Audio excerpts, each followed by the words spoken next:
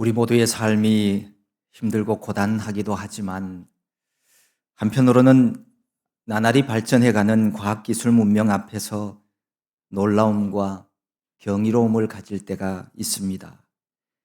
하지만 더 편해지고 좋아져가는 환경들의 이면에는 우려스럽고 염려되는 면도 없지 않아 있습니다. 우리가 보는 그대로를 다 수용한다거나 일괄적으로 몽땅 다 배제하기보다는 하나님이 우리에게 주신 지혜를 가지고 잘 분별하는 생활이 어느 때보다도 우리에게 필요합니다. 지금 우리가 살아가고 있는 시대는 영적 배교의 시대라고 해도 과언이 아닙니다. 종교적이고 영적인 것들을 거부하는 이런 흐름은 포스트 모더니즘, 만모니즘, 세속주의, 쾌락주의, 이기주의 등 이런 시대 사조들의 영향인 것으로 보여집니다.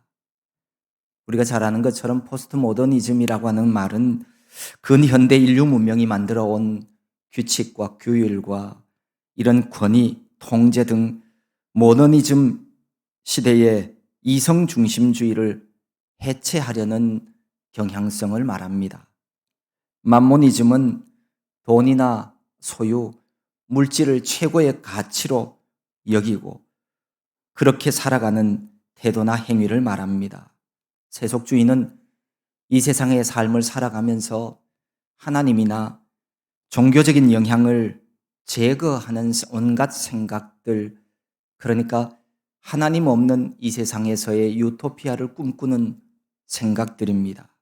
쾌락주의는 인생의 목표를 행복에다가 두고서 쾌락 추구를 통해서 행복에 이를 수 있다고 생각하는 사조들입니다.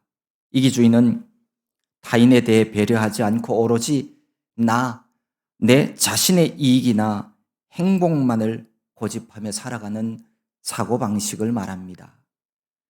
이런 시대적인 흐름 속에서 많은 사람들은 인륜도 천륜도 다 뒤로 하고 오로지 나만을 위해서 내가 주인공 되는 인생을 꿈꾸며 광란의 질주가 벌어지는 그 세상으로 생각 없이 뛰어듭니다. 마치 사사시대와 같이 자기 소견에 옳은 대로만 행하며 살려고 합니다. 구약성경 사사기는 이렇게 말씀합니다. 그때에 이스라엘의 왕이 없으므로 사람이 각기 자기의 소견에 옳은 대로 행하였더라. 하나님의 백성인 이스라엘이 하나님을 자신의 왕으로 인정하지 않았습니다. 하나님이 자신들을 다스리는 것을 싫어하고 거부했습니다. 그런 이스라엘 백성에게는 새로운 왕이 생겨났습니다. 바로 자기 자신이 주인이 되고 자기 자신이 임금이 되었습니다. 그래서 이스라엘 사람들은 각기 자기 소견에 옳은 대로 행하며 살게 되었습니다. 사사기의 혼란과 무질서는 자기 스스로가 왕이 되어 버린 바로 여기에 문제가 있었습니다.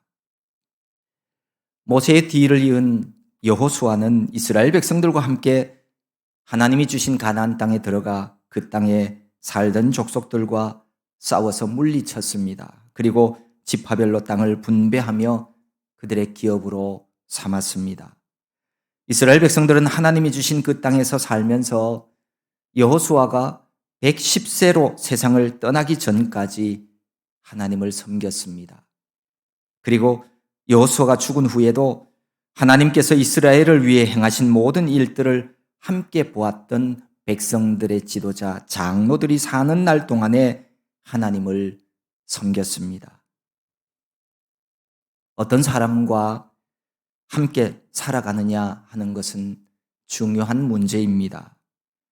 누구와 인생을 함께하고 어떤 스승을 만나고 어떤 친구와 함께 하느냐라고 하는 것은 우리 인생에 아주 중요합니다.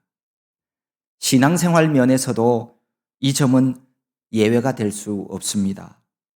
참된 예배자와 가까이에서 교제하며 지내느냐, 아니면 죽은 믿음을 가진 사람들과 어울리느냐 하는 것은 내가 형식적인 종교인이 될 것인가, 아니면 정말 하나님이 찾으시는 참된 예배자가 될 것인가를 결정하는 요인이 됩니다. 어떤 사람이 우리 구역장이 되고, 누가 우리 기관의 회장이 되고, 누가 우리 부서의 부장이 되느냐는 것도 내 신앙생활과는 굉장히 밀접한 관계가 있습니다. 그러므로 맡은 자들은 정말 하나님 앞에서 부끄러움이 없도록 최선을 다해야 합니다. 앞서서 가는 사람이라면 먼저 솔선수범해서 기도 생활하고 온 마음 다해서 예배하는 성도가 되어야 합니다. 기도와 말씀 없이 바른 예배자 되지 않으면 나로 인해서 누군가가 바른 믿음 안에서 성장하지 못할 수도 있습니다. 그 공동체가 좋아지고 성숙될 수도 있고 병들고 쪼그라들 수도 있습니다. 하나님이 함께 하시는 지도자들의 영향력이 정말 얼마나 중요한지 모릅니다. 물론 이 영향력이라고 하는 말은 단순히 그 지도자가 가진 인간적인 어떤 힘과 능력만을 말하는 것은 아닙니다. 그 지도자 한 사람이 가진 재능과 역량이 전적으로 모든 면에 영향을 끼친다는 말도 아닙니다. 모든 영적이고 신령한 일들은 전적으로 하나님께 속한 것입니다. 하나님을 공경하고 바르게 섬기는 영적인 운동은 하나님의 거룩한 영인 성령의 간섭 없이는 이루어질 수 없습니다. 신앙생활에도 사람이 중요하다라고 하는 이 말은 하나님도 사람을 통해 일하신다는 측면을 말하는 겁니다. 로마서 10장에 보면 믿음에 관한 아주 중요한 말씀이 있습니다. 믿음은 들음에서 나며 들음은 그리스도의 말씀으로 말미암느니라. 그토록 중요한 이 믿음이라고 하는 것이 그리스도의 말씀을 들음으로 생겨난다는 겁니다. 그런데 사람들로 하여금 믿음을 갖게 하는 그리스도의 말씀을 전하는 자도 역시 사람입니다. 하나님께서 자기 백성을 인도하시는 일에 사람을 사용하시는 이유가 뭘까요?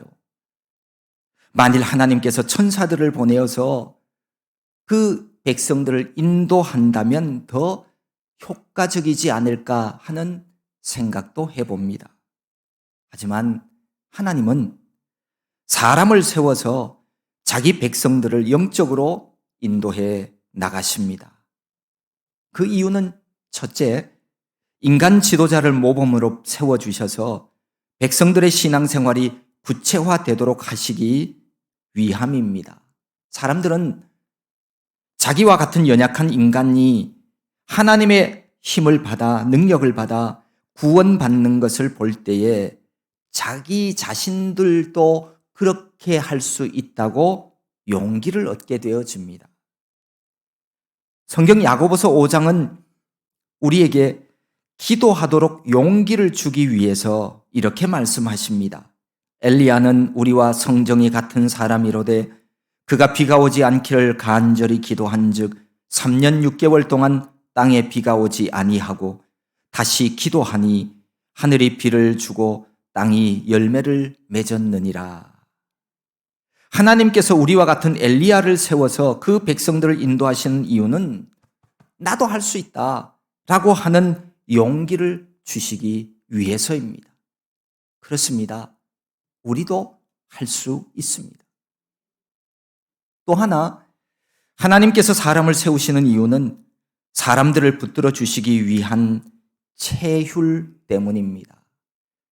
체휼이라고 하는 이 말은 처지를 이해하여 불쌍히 여긴다라는 뜻입니다. 지도자의 눈물이 다른 사람들의 눈물을 발생시키고 지도자의 사랑의 수고가 지도를 받고 있는 사람들의 마음속 깊은 곳에 그 사랑이 자리 잡게 하기 때문입니다.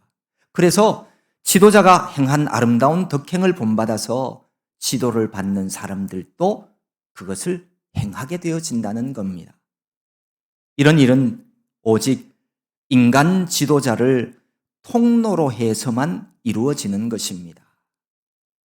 천사들은 고난당하는 일도 없고요, 눈물도 없습니다. 그러기에 툭하면 고난당하고 툭하면 눈물 흘리는 사람에게는 그들이 하는 일이 별 감동을 주지 못합니다. 그래서 하나님은 이 땅에 경건한 하나님의 백성들을 친히 택하셔서 그들을 통해서 하나님의 나라를 이루어 가시는 겁니다. 하나님이 세우신 여호수아 그리고 그 장로들이 살아있는 날 동안에는 하나님을 섬기며 살았던 이스라엘 백성들이 그들이 죽고 난 이후에는 달라졌어요. 10절 말씀은 이렇게 기록하고 있습니다. 그 세대의 사람도 다 그 조상들에게로 돌아갔고 그 후에 일어난 다른 세대는 여호와를 알지 못하며 여호와께서 이스라엘을 위하여 행하신 일도 알지 못하였더라. 여호수아와 함께 살았던 하나님 능력을 체험한 그 세대 사람들이 죽어 앞서간 성도들이 가 있는 복된 세계로 들어갔다는 뜻입니다. 그 후에 일어난 다른 세대는 여호와를 알지 못하며 여호와께서 이스라엘을 위하여 행하신 일도 알지 못하였더라. 이 말씀은 우리 인생은 올바른 영적 교육을 받아야 하나님을 알게 된다는 사실을 우리로 하여금 알도록 해줍니다. 믿는 자의 가정에서 태어나 자라난 자녀들이라고 해서 저절로 하나님을 알고 신앙생활을 잘하게 되는 것은 아닙니다. 어느 국가나 어떤 단체가 신앙교육을 책임져 주는 일은 없습니다. 하나님을 잘 공경하도록 하는 생활은 먼저 부모된 사람들이 자녀에게 가르쳐야 하는 아주 중요한 그리고 진짜 중요한 교육입니다. 그렇게 하지 못하면 그 부모들이 세상을 떠난 후에는 불신앙과 세속으로 타락하기 쉽습니다. 자녀들에게 신앙교육을 해야 하는 이 일은 하나님이 우리에게 주신 하나님의 명령입니다. 신명기의 말씀뿐만 아니라 시편 78편에서도 하나님은 이렇게 말씀하십니다.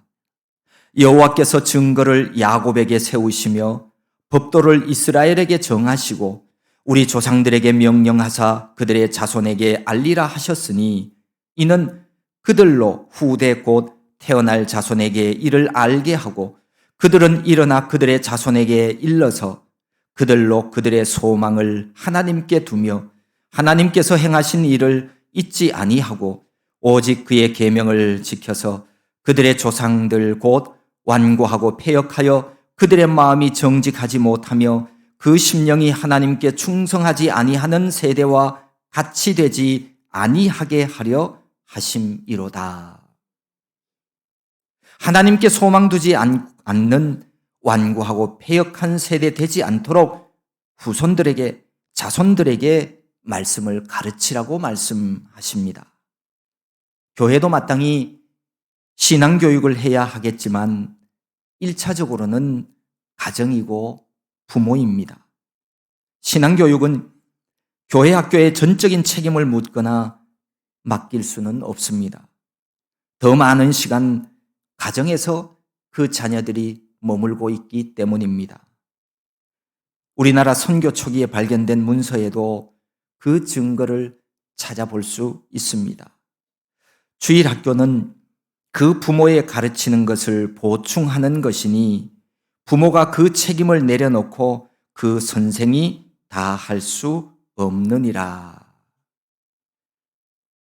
여기에도 분명하게 부모에 대한 신앙교육 책임을 언급을 하고 있습니다. 사실 생물학적인 부모의 역할은 자녀가 만 19세가 되는 걸로 끝난다고 볼 수 있습니다.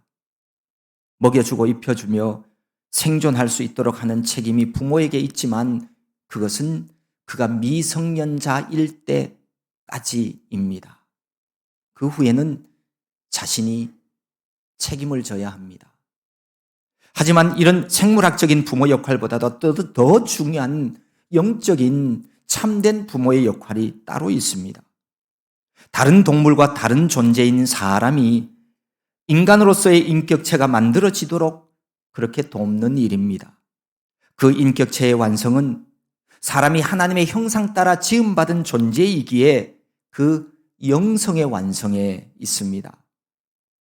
아무리 사람이 세상적으로 지식을 배우고 지식이 뛰어나고 사회적인 지위를 얻어도 그 사람의 영이 건강하지 못하면 그는 인간을 지으신 하나님 앞에서는 별 쓸모가 없습니다.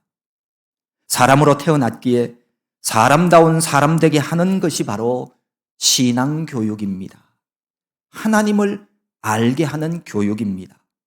생명의 주인 되시는 존재를 알지 못하면 이 땅 위에서 그가 애쓰고 수고하는 모든 수고가 다 헛된 것이 될 수 있습니다. 사람이면 누구든지 예외 없이 만나게 되는 것이 죽음입니다. 이 육체의 죽음 앞에서도 당당하고 흔들림 없이 이 세상에서 자유롭게 살아갈 수 있게 하는 것이 바로 믿음이요 신앙입니다. 진리를 알지니 진리가 너희를 자유롭게 하리라 라고 하신 말씀처럼 진리 대신 예수 그리스도를 믿는 자는 누구든지 이 세상이나 다가오는 다음 세상에서나 하나님이 주신 자유함을 누리며 평안의 삶을 살아갈 수 있습니다. 그러니 우리 자손들에게 그 무엇보다도 믿음, 신앙을 가르치는 것이 마땅합니다. 불행하게도 여호수아 시대 이후 하나님을 알지 못하며 하나님 행하신 일들도 알지 못하는 세대가 되어버린 이스라엘은 이제 하나님 앞에서 악을 행하며 온갖 우상들을 섬기게 되었습니다.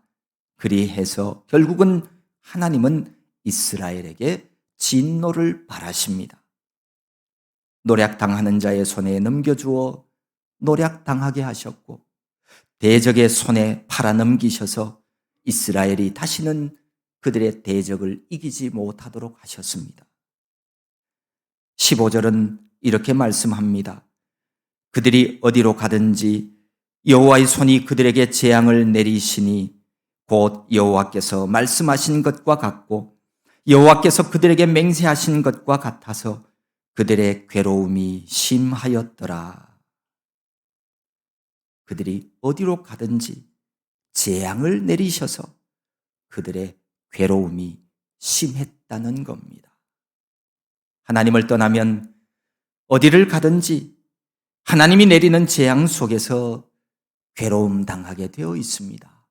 그것이 하나님이 지은 인간의 본분입니다. 오늘날 경제적인 부는 더 늘어나고 더 풍족한 음식들을 먹으며 더 많은 편리와 혜택을 누리며 살아가고 있지만 그러나 사람들은 점점 더 힘들어하고 그들의 인생은 팍팍해져 갑니다. 기쁨도 행복도 점점 멀어지고 있습니다. 내가 하고 싶은 대로 하면 행복할 것이라고 하는 잘못된 세상의 가르침을 진짜로 잘못 받아들여서 내가 원하는 대로 내가 선택하며 그렇게 살아가고 있지만 하나님의 영역을 침범하면 할수록 인간의 행복은 인간으로부터 점점 더 멀어져 가고 있습니다. 행복은 결코 인간의 의지에 달려 있지 않습니다. 그러면 이 세상에 행복하지 않을 사람이 어디 있어요? 행복하기 위해서 노력해 보셨죠? 행복하던가요? 하나님을 떠나면 그 행복은 내 뜻대로 되지 않아요. 우리에게 생명을 주신 절대자 하나님, 그분 뜻 안에서 살아가는 자에게 주시는 선물, 그것이 바로 인간의 행복입니다. 국민일보가 지난 2월 달에 전국 21개 교회 중고등부 대학 청년부 담당 교역자와 셀 리더들을 통해서 실험을 하나 했습니다. 10대에서 30대 사이의 기독교 청소년 청년들에게 기도 제목을 묻고서 그들이 자주 사용하는 유튜브 또 네이버, 카카오톡 앱을 차례로 실행시켜 보도록 했습니다. 이들 플랫폼 대화창에는 그 사용자의 관심사가 거기에 그대로 다 드러나 있기 때문입니다. 그러니까 이 실험은 이 앱들이 보여주는 흔적과 기도 제목이 얼마나 일치하는지를 알아보는 것이었습니다. 실험 결과 10대, 20대, 30대 크리스찬 청소년들은 자신들의 기도 제목과 다른 일상생활을 하는 것으로 나타났습니다. 분석 결과 기도 제목과 세계 플랫폼 관심사 내용이 모두 일치하는 그런 청소년, 청년들은 100명 중에 7명 정도였습니다. 중고등부 청년 대학생들 100명 중에 7명 정도만 내가 믿는 신앙, 그 신앙대로 일상생활을 하고 있다는 것입니다. 신앙교육에 더 힘써야 한다는 사실을 알게 해주는 실험이었습니다. 한국교회 교인 10명 중에 4명은 썬데이 크리스찬입니다. 구원의 확신은 51%만 가지고 있다는 통계가 있습니다. 그저 주일에만 예배당에 나오는 명목상의 교인이 절반인데 이들이 어떻게 바른 신앙생활을 하고 하물며 그들의 자녀들에게 신앙교육을 할 수가 있겠습니까? 그러한 썬데이 크리스찬 부모를 보며 하나님의 설교, 하나님의 살아계심을 경험하고 말씀 안에서 신앙의 성장을 이루어 간다는 것은 불가능한 일입니다. 그러니 부모 강압에 못 이겨 어릴 때는 교회에 오기는 오지만 부모와 대화도 없고 세상적인 재미도 없는 이 교회를 아이들은 할 수만 있으면 떠나려고 기회만 보고 있는 거예요. 실제로 한국교회 청소년 중 45%가 부모와 신앙적인 대화를 거의 하지 않는 것으로 조사가 되었습니다. 부모는 진지하게 참된 진리를 가르치고 신앙을 가르치고 지혜롭게 하나님을 알려주며 신앙을 전수해 주어야 합니다. 신앙교육을 받지 못한 결과가 한국교회에 어떻게 나타났는지 알고 계십니까? 오늘 본문에 나오는 여호수아 시대 이후의 사람들처럼 하나님을 알지 못하고 온갖 세상 문화에 젖어서 교회를 떠나가고 있습니다. 작년 통계 발표에 의하면 지난 10년간 우리나라 초중고생 인구가 19% 줄어들었습니다. 물론 지금은 그것보다도 훨씬 더 빨리 더 많이 줄어들고 있죠. 그런데 그 10년간 교회학교 초중고생은 인구 감소율 19%의 딱 2배인 38%가 줄어들었습니다. 그러니까 교회학교 학생들이 줄어든 이유가 인구 감소 때문이 아니라는 거예요. 교회를 떠나가는 시기가 언제인지를 살펴보면 이 표를 보면 우리가 정확하게 알 수 있습니다. 중고등학교를 올라가면 24%가 교회를 떠납니다. 그리고 대학을 진학하고 나면 31%가 교회를 떠나갑니다. 그러니까 초등학생 아동부에 100명이 다니면 55명은 대학 이제 진학하면 다 떠나간다. 55명이 넘네요. 초등학교 3명까지 있으니까. 이들이 왜 교회를 떠날까요? 믿음을 가지지 못해서 그렇습니다. 참된 복음을 제대로 전해주지 않아서 그렇습니다. 살아계신 하나님을 만나고 부활하신 예수님을 내가 경험했다면 왜 이들이 교회를 떠나겠습니까? 그 후에 일어난 다른 세대는 여호와를 알지 못하였더라 라고 하는 오늘 이 본문에 있는 이 말씀에 나오는 다른 세대라고 하는 이 표현은 정말 참 가슴 아픈 표현이 아닐 수 없습니다. 우리 자손들이 신앙의 다음 세대가 되지 못하고 우리와 가는 곳이 다른 세대가 된다는 사실은 정말로 충격적이지 않을 수 없습니다. 우리와 믿는 것이 다른 세대가 되지 않도록 우리는 하나님의 신앙을 반드시 전해 주어야 합니다. 진정으로 기도하며 지혜를 모아서 우리들 이후의 세대가 결코 다른 세대가 되지 않고 우리와 같은 그 신앙을 이어가는 다음 세대가 되도록 영적 부모의 책임을 우리 모두가 온전히 감당해야 합니다. 우리 후손들이 다른 세대가 되지 아니하고 다음 세대가 되도록 하는 좋은 방법 하나가 있습니다. 그게 바로 가정예배입니다.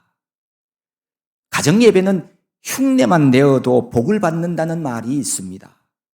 그만큼 중요합니다.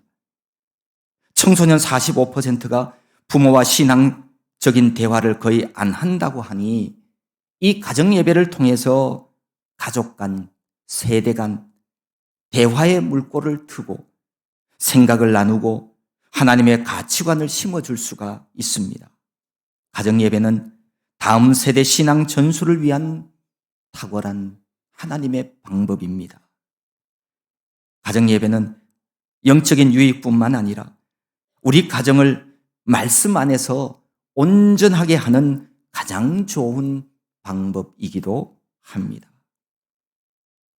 우리가 하나님의 말씀으로 우리의 가치관을 성경적인 가치관으로 바꾸고 가정 예배를 통해서 신앙의 다음 세대를 이어가는 그런 복되고 복된 우리 모든 믿음의 가정 될 수 있기를 소망합니다.